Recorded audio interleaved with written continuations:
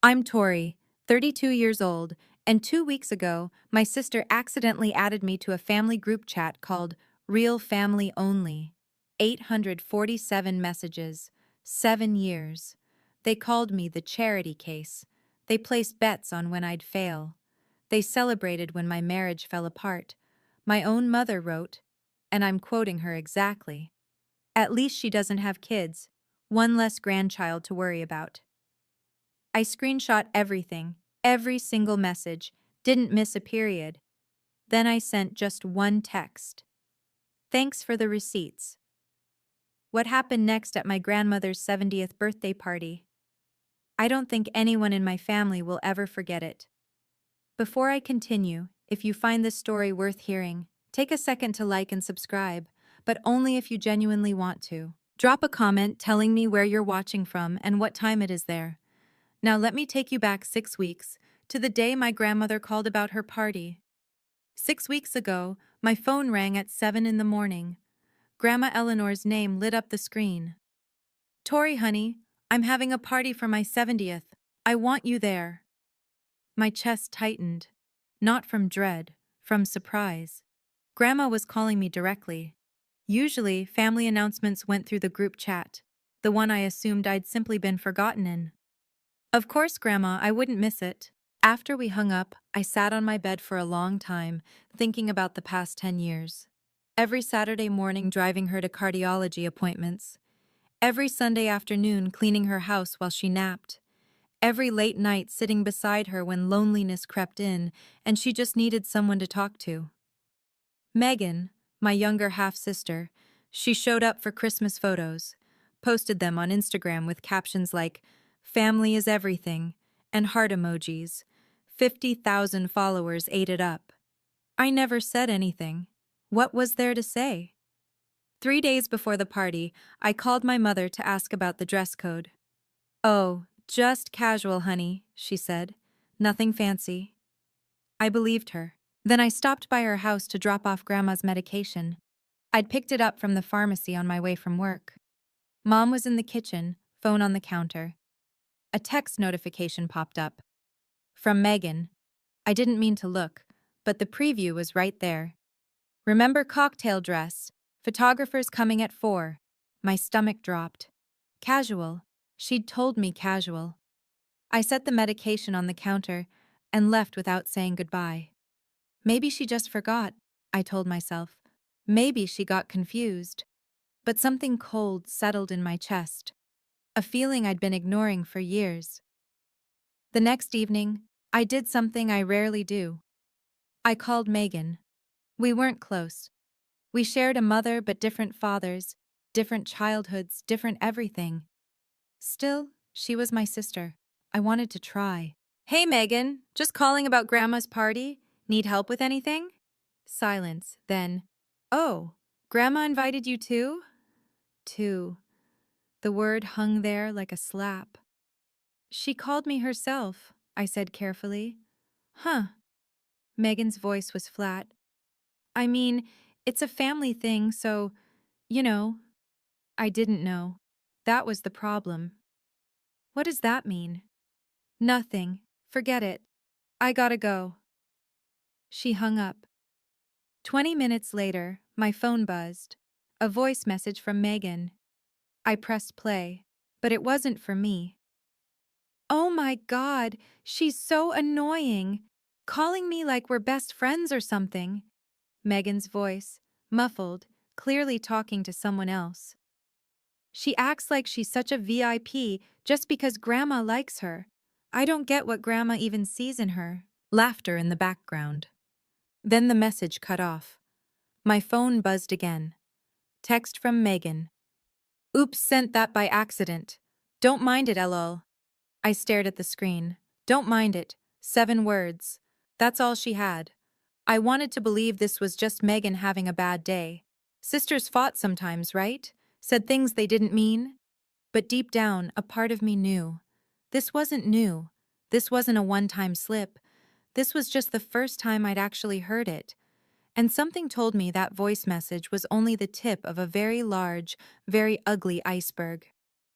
That night, I couldn't sleep. I lay in my apartment, small, quiet, mine, and stared at the ceiling. 32 years old, divorced, living alone, working 60-hour weeks in the ICU because it was easier to care for strangers than to think about my own life. Grandma Eleanor was the only person in my family who made me feel like I belonged. She never treated me like the leftover from my mother's mistake marriage, never made me feel like I was tolerated rather than wanted. When I was 12 and crying because the other kids had dads at the father-daughter dance, Grandma showed up in a suit and bow tie and danced with me all night. But Grandma was 70 now. Her heart wasn't what it used to be. 3 stents, 2 scares, 1 conversation where she held my hand and said, "Promise me you'll be okay when I'm gone." If I lost her, I'd have no one. Not really. I thought about Grandpa's funeral 3 years ago. 200 people packed into the church. I sat in the back row. No one sat with me. No one asked if I was okay. My mother was too busy being comforted by Megan and Aunt Linda to even look my way. That's when Grandma found me. Slipped into the pew beside me. Didn't say a word, just held my hand. I remembered something she said once, almost offhand. "I write everything down, you know. Who does what? Who shows up? Grandma keeps track." At the time, I thought she meant grocery lists, medication schedules. Now I wondered, if I kept staying silent, kept pretending everything was fine, what would I lose? Not just Grandma. I'd lose myself. The memories came uninvited that night, the way they always did when I was tired and alone. 2 years ago. Marcus. My husband of 4 years. I found the texts on a Tuesday. Her name was Jessica. His co-worker. The messages went back 8 months. I called my mother, sobbing so hard I could barely breathe. "Mom, Marcus, he's been cheating. I don't know what to do." A long pause. Then, "Well, honey, you have been working a lot. Maybe if you'd been home more." I hung up. Megan's contribution came via Facebook. I'd posted something vague about going through a hard time, nothing specific, just reaching out. She commented publicly, "Some people just aren't meant to keep a man." That comment got 4 likes. My mother, Aunt Linda, 2 cousins, 4 people in my own family laughing at the worst moment of my life. I deleted the post, deleted Facebook entirely, told myself it didn't matter, they didn't mean it. Family was complicated, but Grandma called every single day that first month. Sometimes we talked, sometimes she just listened to me cry, sometimes she'd say nothing at all, just breathe on the other end of the line so I'd know I wasn't alone. "It's not your fault," she told me once. "Don't let anyone tell you it was." She was the only one. The only one who showed up. The only one who cared. And now, lying in the dark 2 years later, I finally let myself wonder, was there something more going on? Some reason my family seemed almost happy when I failed? Was there somewhere they talked about me? Somewhere I wasn't invited? 4 days before the party. 11 p.m. I was reading in bed, finally starting to relax. My phone buzzed. Notification. Megan Harper added you to Real Family Only. I blinked. Read it again. Real Family Only. My thumb hovered over the screen. Something cold crawled up my spine. I tapped the notification. The group chat opened. I scrolled up automatically, the way you do when you join a conversation late. And I kept scrolling. And scrolling. The chat was created 7 years ago. Members, Mom, Megan, Aunt Linda, my 2 aunts from Ohio, 3 of my cousins, 8 people total, everyone except Grandma, and everyone except me. For 7 years, they'd had a group chat, a place to talk about real family things, and I wasn't in it. For 7 years. My hands started shaking. In the corner of the screen, a small number glowed. 847. 847 unread messages. I checked the most recent one, sent 2 days ago. Aunt Linda complaining about her neighbor's dog. Normal stuff. Nobody had noticed I'd been added. Nobody had said anything. I scrolled to the very beginning, to the first message ever sent, 7 years ago, when this chat was created. It was from Aunt Linda. Finally, a place to talk without you-know-who seeing. Megan replied, "Charity case free zone." My mother wrote, "Girls, don't be mean. But yeah, this is nice." The room tilted. I sat there in the dark, phone glowing in my hands, and felt something crack open inside my chest. They had a name for me, Charity Case, and this was only message one. 846 to go. I couldn't stop reading. The messages blurred together at first. Inside jokes I didn't understand. Plans for holidays I'd been told were small gatherings. Photos from events I'd never been invited to. Then I found the nickname thread. Megan. New rule, we call her CC from now on. Aunt Linda. CC? Megan. Charity case. Cousin Amy. Dead. Mom. That's terrible, but also kind of accurate, LOL. Kind of accurate. My own mother. I kept scrolling. Years of messages. Years of laughter at my expense. When I lost my first nursing job at 26, budget cuts, not performance, they celebrated. Aunt Linda. Called it. Knew she couldn't hack it. Megan. How long till she asks Mom for money? Mom. She won't. Too proud. That's the problem with her. When I started dating Marcus? Megan. OMG, CC has a boyfriend, taking bets on how long this lasts. Aunt Linda. I give it 2 years max. Cousin Amy. Optimistic. I say 18 months. They were betting on my relationship, like it was a game. But the worst, the absolute worst, was when they found out I was getting married. Megan. CC is engaged. Aunt Linda. To who? Does he know what he's getting into? Mom. I'll be honest, I'm surprised. Never thought she'd find someone. Megan. Starting the divorce pool now. I got $50 on under 5 years. Aunt Linda. I'll take 3. Mom. You girls are awful. Put me down for 4. My mother bet on my marriage failing. My mother. I sat in the dark, tears streaming down my face, and read every single word.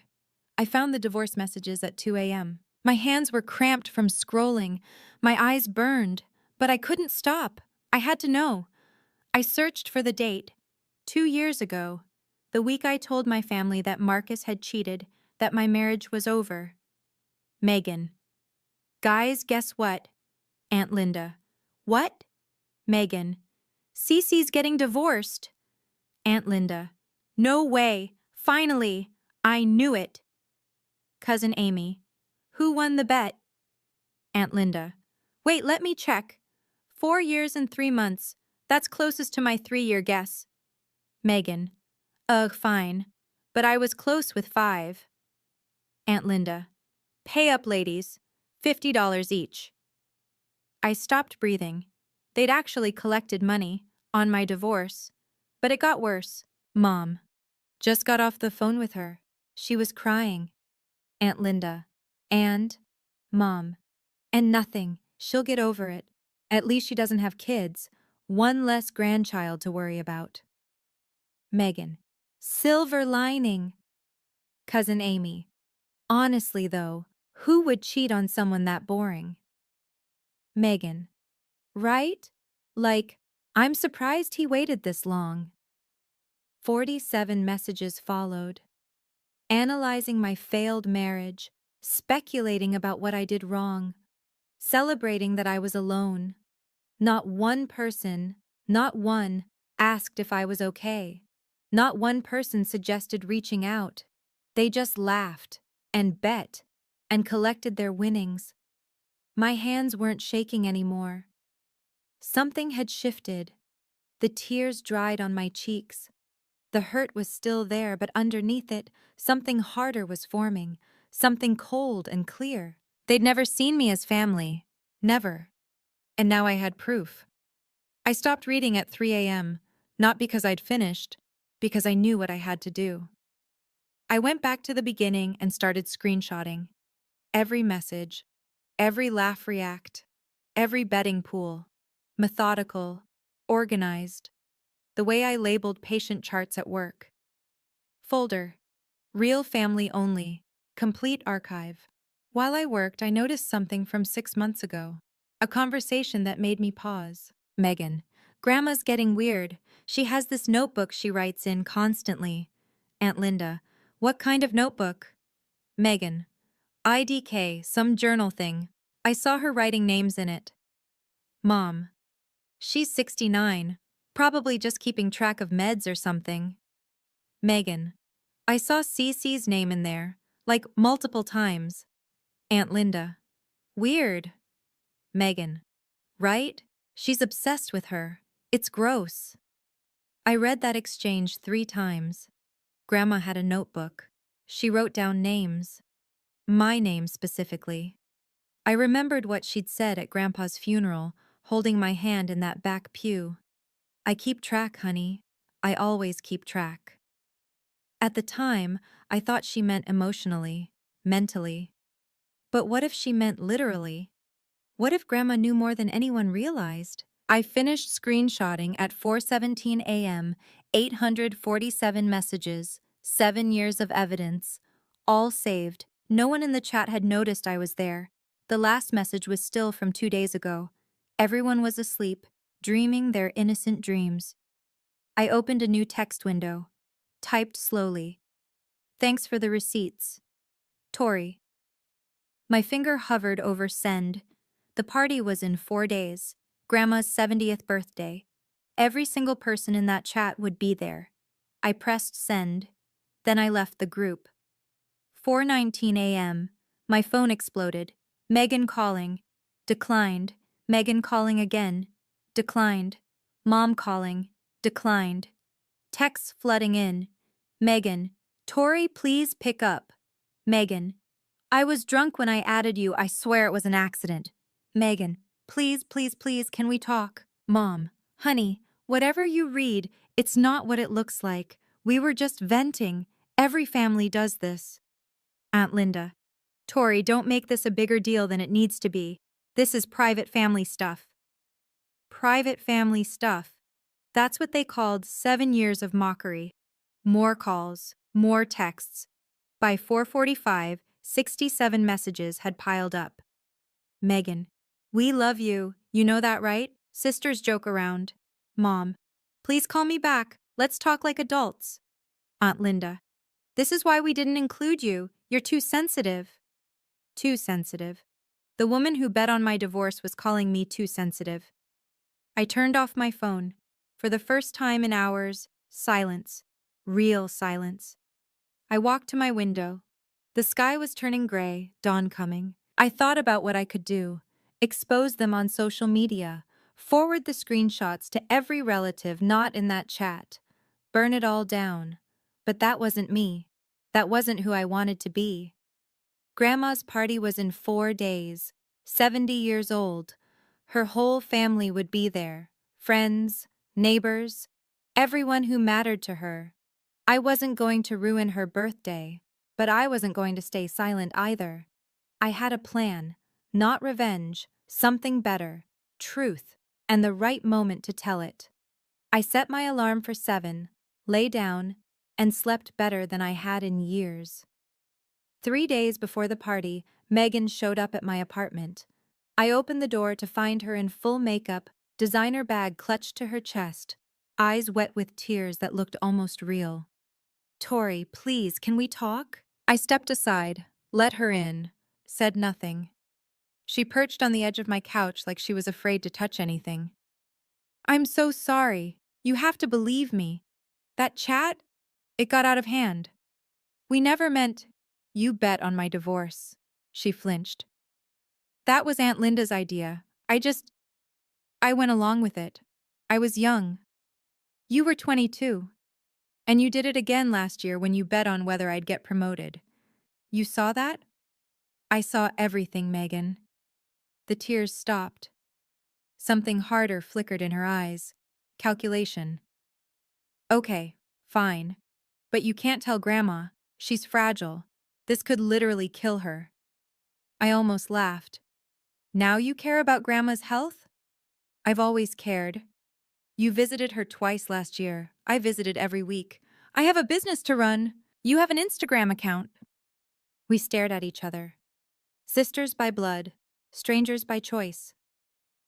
I'm going to the party, I said quietly. Because Grandma invited me. What happens there? We'll see. You can't do this to the family. I'm not doing anything. I walked to the door, opened it. I'm just done pretending. Megan stood slowly. At the threshold, she turned. You know, this is why no one likes you. You always have to be the victim. And you always have to be the villain. Guess that makes us even. She left without another word. 3 more days until the party. The day arrived. Clear sky, perfect weather. Grandma's backyard transformed into something out of a magazine. White chairs, string lights, a photographer circling like a well-dressed vulture. I wore a cocktail dress.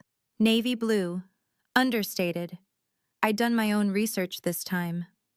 When I walked through the gate, my mother's face went pale. Megan grabbed her arm. Aunt Linda spilled wine on her sleeve. They'd hoped I wouldn't come. Tori! Mom recovered first, smile plastic. You made it. Grandma invited me. Of course she did. For the next 2 hours, I was invisible. When group photos happened, I was directed to the back row. Better lighting up front, Mom explained. You understand? When appetizers were passed, servers walked right by me. When guests asked who I was, Megan answered before I could. Just a cousin. Just a cousin. Her own sister. The photographer gathered us for a family portrait. Mom positioned everyone carefully. Herself next to Grandma, Megan on the other side, Aunt Linda beside them. Tori, honey, can you maybe stand behind? I took my place in the back, partially hidden by Cousin Amy's boyfriend.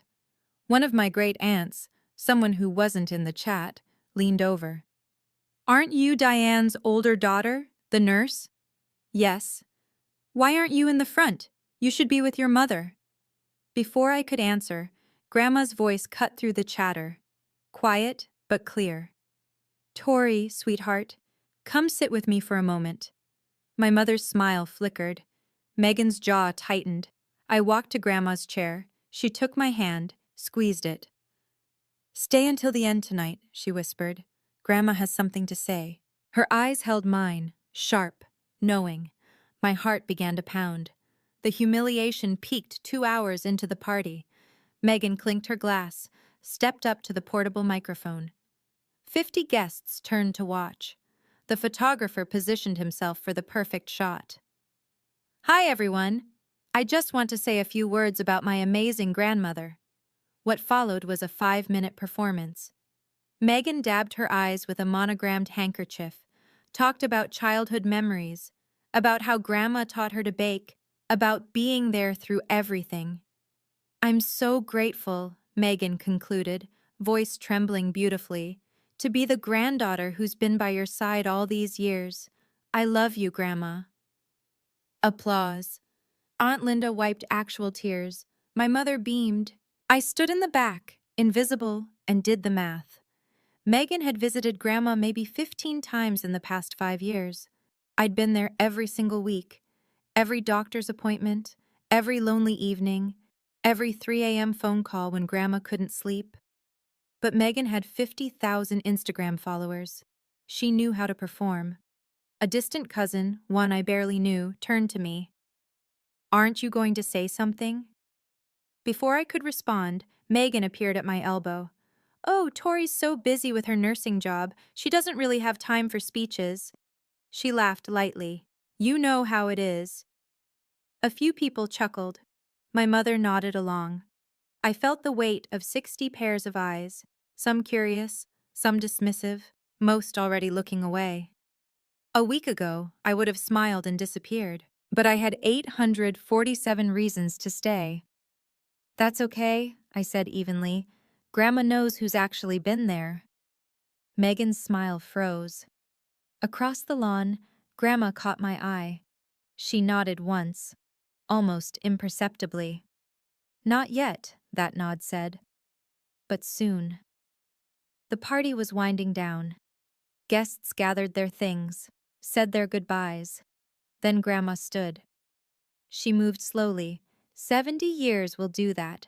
But her voice carried across the entire yard when she tapped her glass.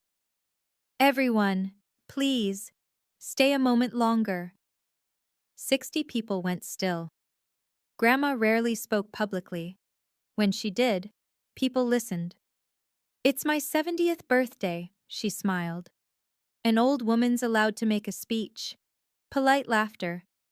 My mother relaxed slightly. I want to talk about family, Grandma continued, about what it really means. Megan straightened her dress, preparing for another round of praise. Specifically, I want to talk about the person who's actually been there for me these past 10 years. The air changed. I felt it before I understood it. Someone who drove me to every doctor's appointment when my heart started failing. Someone who cleaned my house every Sunday. Someone who sat with me through the long nights when I was scared and couldn't sleep. My mother's face had gone gray. Someone, Grandma said, who never posted about it on social media, never asked for credit, never even complained. She turned and looked directly at me. Tori, come here, sweetheart. The crowd parted. I walked forward on numb legs. Grandma took both my hands in hers. This is my granddaughter, my real family. Megan stepped forward. Grandma, that's so sweet, but we're all family. I'm not finished. Megan stopped. Grandma reached into her cardigan pocket and pulled out a small leather notebook. Brown, worn, filled with handwriting. I recognized it. I'd seen it on her nightstand 100 times. I've been keeping records, Grandma said, for 10 years. Everything. And tonight, I'm going to share some of it. Grandma opened the notebook. Her hands were steady. March 15th, 2019. Tori drove me to my cardiology appointment. Megan said she was busy. She flipped a page.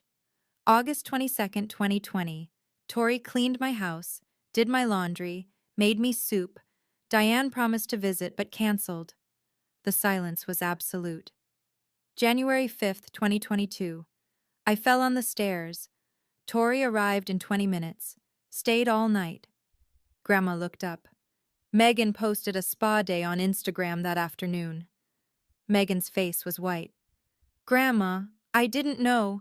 September 17th, 2024. Grandma's voice hardened. Tori's divorce was finalized. I called her every day for a month. Her own mother didn't call once. My mother stood frozen, mouth opening and closing like a fish. 10 years of entries, Grandma said. I wrote down everything, every visit, every absence, every excuse. She closed the notebook. I know who showed up, and I know who didn't. The crowd shifted. People were looking at Megan differently now, at my mother, at Aunt Linda. Grandma, Megan's voice cracked. You don't understand. Tori, she's not. We were just. Sit down, Megan. It wasn't a request. Megan sat. My mother finally found her voice.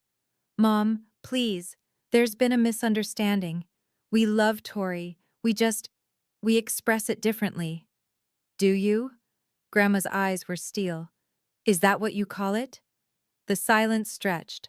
Someone coughed nervously. I stood beside my grandmother, her hand still gripping mine, and watched my family's carefully constructed facade crumble in real time. But Grandma wasn't finished. Not even close. There's something else, she said. Something I learned 6 months ago. Robert, would you please explain? In the crowd, Uncle Robert, Aunt Linda's husband, slowly rose to his feet. Right now, if you're wondering, wait, what's about to happen? I was wondering the exact same thing. Before I tell you what Robert said, I have to ask, do you think Grandma already knew about the group chat? Comment, she knew, or no way, below. And if you're invested in this story, hit subscribe so you don't miss the ending. Okay, back to the party. Robert stood slowly, adjusting his tie. Aunt Linda grabbed his arm. Robert, what are you doing? He looked at her. something unreadable in his eyes. The right thing, finally. He turned to face the crowd. 6 months ago, I accidentally saw a group chat on my wife's phone. It was called Real Family Only. I read through it. Linda's grip tightened. Robert, don't. I read 7 years of messages, Robert continued, steady as a courtroom deposition. Mocking Tori, calling her names, betting on her failures, celebrating her divorce. Gasps rippled through the crowd. People turned to stare at Linda, at my mother, at Megan. I told Eleanor everything, showed her screenshots. Grandma nodded. I've known for 6 months. I've read every message. The ground seemed to tilt beneath my family's feet. Megan stood abruptly. That's private. You had no right. 847 messages, Grandma said quietly. I read them all. Charity case, the bets, the celebration when Tori's marriage ended. Her voice cracked. My own daughter wrote that she was relieved Tori didn't have children. My mother started crying. Mom, I didn't mean... One less grandchild to worry about. Those were your exact words, Diane. The crowd was deathly silent. Some guests looked horrified, others embarrassed, like they'd witnessed something they shouldn't have. Good, I thought. Now they know. I waited, Grandma said. I waited for the right moment. I wanted everyone here, everyone who matters. She looked around the yard. Because I want you all to know who my family really is. Her hand squeezed mine. And I want you to see what happens to people who betray it. Grandma reached into her other pocket and pulled out a folded document. 3 months ago, I had Robert update my will. Linda whipped around to face her husband. You did what? I'm her attorney. Robert's voice was flat. And her family. Megan lunged forward. Grandma, you can't just... I'm 70 years old, Megan. Sound mind, clear heart. This is my decision. She unfolded the paper, read clearly, loudly, so everyone could hear. My house, this house, will go to my granddaughter, Tori Reynolds. She has cared for it, cleaned it, and filled it with love for 10 years. She's earned it. The crowd murmured. Megan looked like she'd been slapped. The remaining assets will be divided equally among my children and grandchildren, as is fair. She looked up, met my mother's eyes. This isn't punishment, Diane. It's balance. Tori gave 10 years of her life to this family without asking for anything. The least I can do is make sure she's not left with nothing. This is insane, Linda hissed. Tori isn't even... She's not really... Not really what? Grandma's voice went cold. Not really family? Is that what you were going to say? In front of everyone? Linda's mouth snapped shut. Tori is my granddaughter, my blood. And more importantly, she showed up, every single time. Grandma turned to the crowd. That's what family means. Not group chats, not Instagram posts, not betting pools on someone's failures. She carefully refolded the document. I've made my decision. It's legal. It's done. Megan started crying. Real tears this time, I think. My mother stared at nothing. Linda looked at Robert like she'd never seen him before. And me? I just held Grandma's hand. Grandma turned to me. Do you want to say anything, sweetheart? 60 faces watched, some sympathetic, some shocked, some, my mother, Megan, Linda, devastated. I stepped forward, let go of Grandma's hand. I'm not going to yell, I said quietly. I'm not going to call anyone names.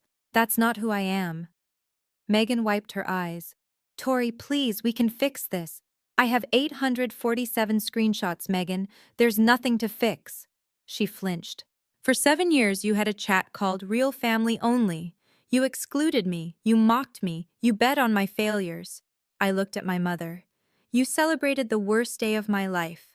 Mom opened her mouth, closed it. No defense left. So here's what I want to say. I'm done. The word hung in the air. Final. I'm not angry. I'm not bitter. I'm just done. I looked at each of them in turn. You decided 7 years ago that I wasn't part of your real family. I'm going to respect that decision now. Tori, You can't just cut us off, Linda started. I'm not cutting you off. I'm accepting the boundary you already set. I kept my voice level. You excluded me. I'm simply agreeing with your choice. Silence. I turned to the crowd, to the cousins who weren't in the chat, to Grandma's friends, to the neighbors who'd watched me come and go for a decade. That's all I have to say. I walked back to Grandma's side. She took my hand again.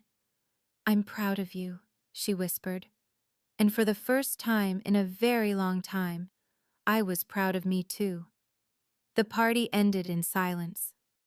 Guests gathered their things quickly, avoiding eye contact with my mother and Megan. I watched small clusters form, people whispering, glancing over, shaking their heads. My great-aunt Martha, Grandma's neighbor for 30 years, approached me near the garden gate. I always wondered why you weren't in the family photos, she said softly. Now I understand. You knew? I knew something was wrong. You came every week, cleaned, helped, never complained. She squeezed my arm. Your grandmother talked about you all the time, never mentioned the others much. Another guest, someone I didn't recognize, stopped on his way out. I've known Eleanor 40 years. If she says you're her real family, that's good enough for me. Small kindnesses, they added up. Megan tried to approach me one last time. Mascara streaked down her cheeks, designer dress wrinkled. Tori, we need to talk, please. Not tonight. But I said not tonight. She stood there helpless. For once, her Instagram smile couldn't save her. You can't just... I can. I kept my voice calm. And I am. I walked away, left her standing there, standing. My mother sat alone on a white chair, staring at nothing. Guests passed her without speaking. The social queen of every family gathering, suddenly invisible. Aunt Linda was screaming at Robert by the catering table. Words like betrayed and ruined everything carried across the lawn. I didn't feel triumphant, didn't feel victorious. I felt something simpler. Free. Grandma appeared beside me, took my elbow. Help an old woman to her chair? I walked her inside, away from the wreckage of her birthday party. Are you okay, Grandma? She smiled. Best birthday I've ever had. The fallout came in waves. First wave, social media. Someone from the party, I never found out who, posted about it. Not the details, just enough. Witness the most dramatic family revelation today. Group chat exposed. Bets on divorce. The quiet sister finally got justice. It spread. Megan lost 5,000 followers in a week. Comments flooded her latest post. A photo of smoothie bowls, with questions she couldn't answer. Is this the girl who bet on her sister's divorce? Wait, is this real? Unfollowed. Can't support people who treat family like that. She turned off comments, then made her account private, then disappeared from Instagram entirely. Second wave, community. My mother's social circle, the book club, the garden committee, the women she brunched with every Sunday, started pulling away. Busy became the default response to her invitations. Word travels fast in small towns, Robert told me over coffee a week later. He'd moved into a hotel. Linda's blaming everyone but herself. Are you two... done? Probably. He stirred his cup slowly. I should have said something years ago. I convinced myself it wasn't my business.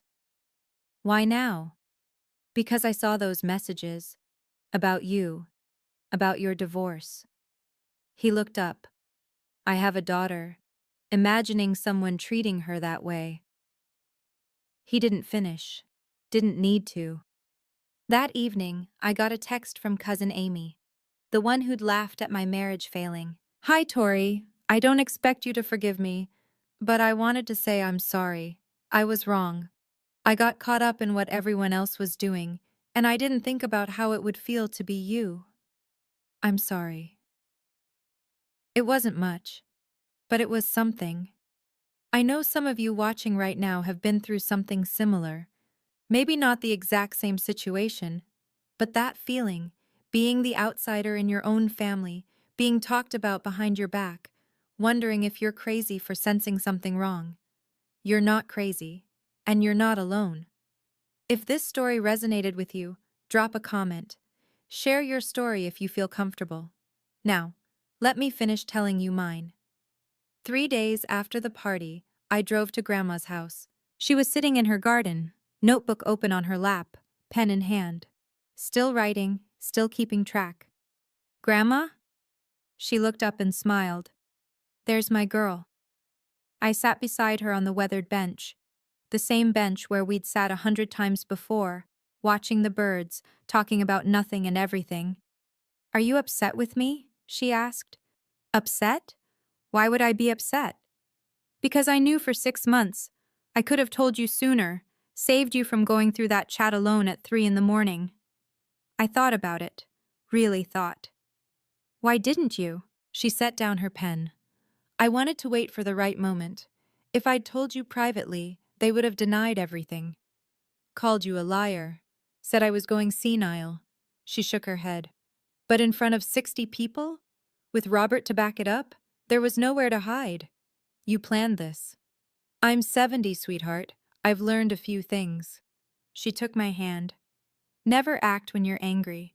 Wait until you're calm, then you'll know what you really want. What did you really want? Justice for my granddaughter, and the truth in the light where everyone could see it. She squeezed my fingers. They'd been hiding in the shadows for 7 years. Time to turn on the lights. We sat in comfortable silence. Birds sang. The afternoon sun warmed our faces. I love you, Grandma. I love you too, Tori, more than you know.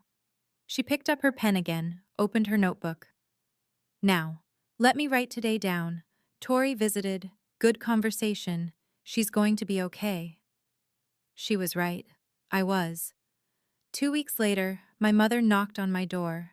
She looked smaller somehow, older, no makeup, hair unbrushed.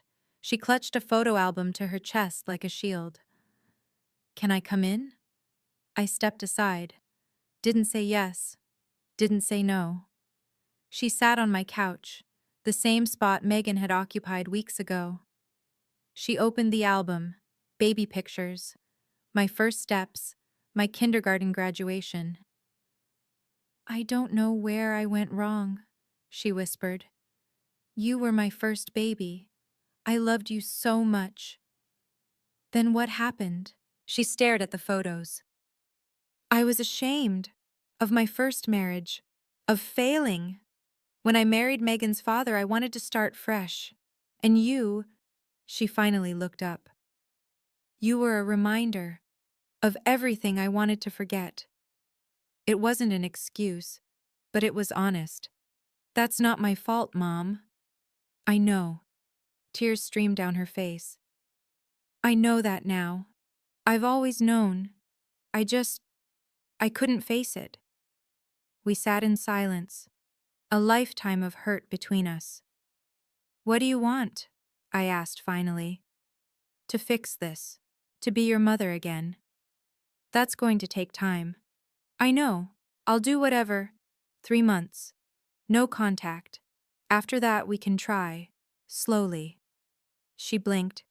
3 months? But Christmas. You had 7 Christmases in a chat that called me charity case. I kept my voice steady. 3 months isn't long. She flinched, but she didn't argue. At the door, she paused. I am sorry, Tori. I know words don't mean much right now, but I am. Then prove it. In 3 months. She left.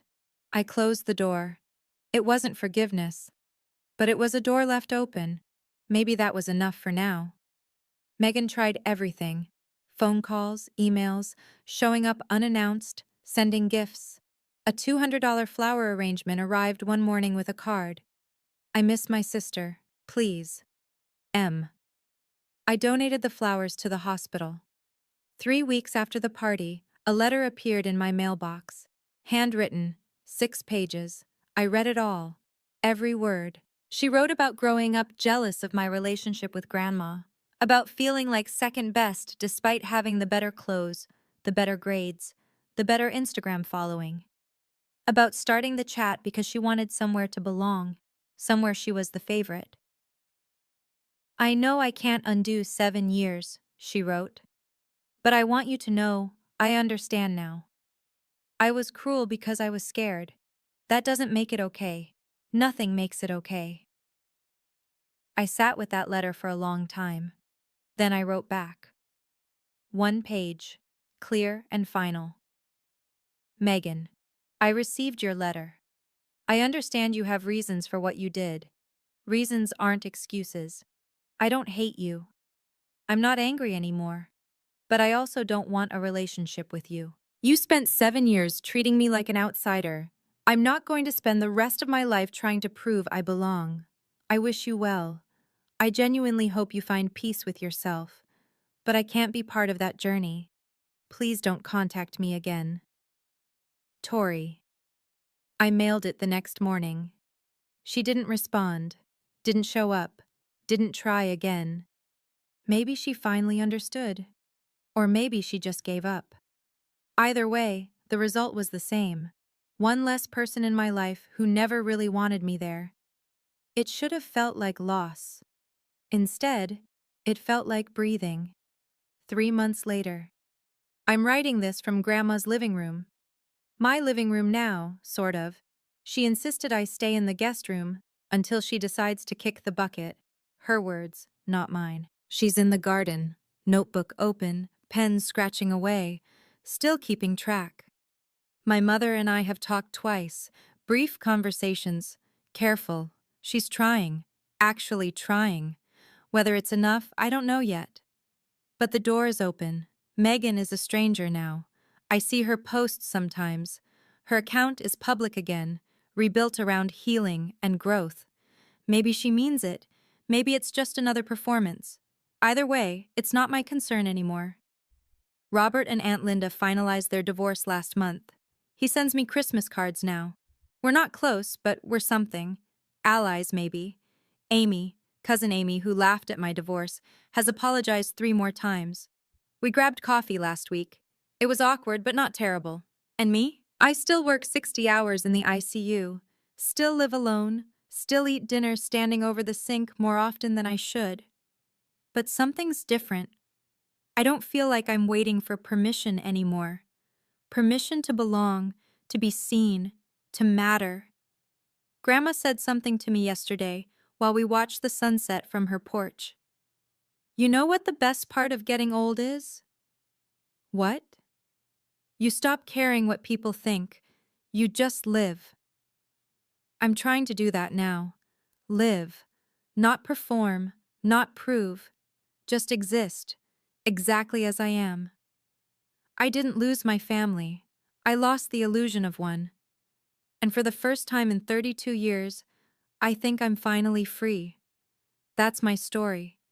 847 messages, 7 years of secrets, and one grandmother who changed everything. If you're in a toxic relationship, family, friend, partner, remember this. You don't have to set yourself on fire to keep them warm. Boundaries aren't walls, they're doors you get to control. Tell me your thoughts in the comments, subscribe if you want more stories like this, and check the description for more. Thank you for being here.